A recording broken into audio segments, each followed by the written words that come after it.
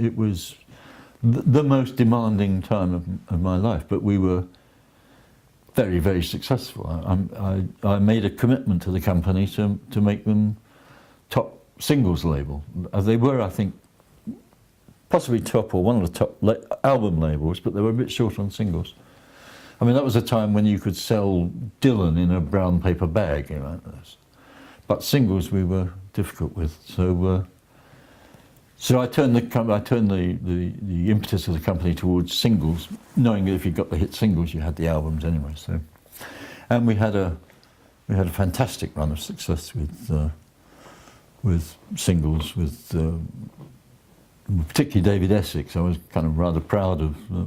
I put a huge campaign behind David Essex. David Essex is one of the sexiest looking guys you could ever see. I mean, it was astonishing. When he walked into the office, the girls' jaws dropped.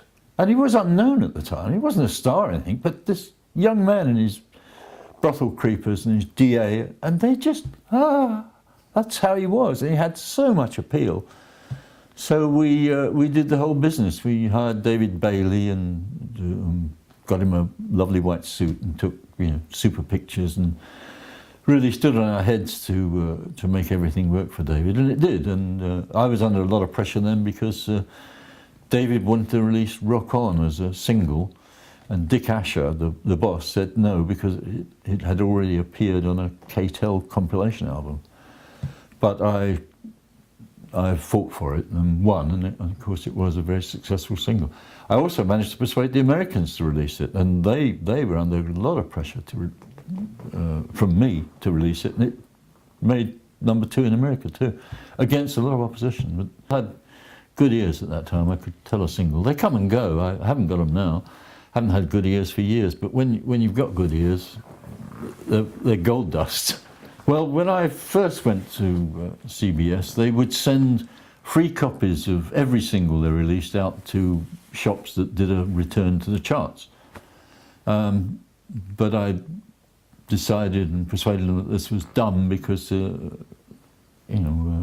less is more, really. So I cut that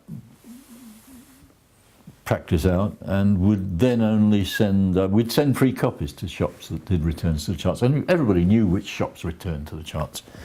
And if you didn't know, you could buy a list, which was reasonably accurate.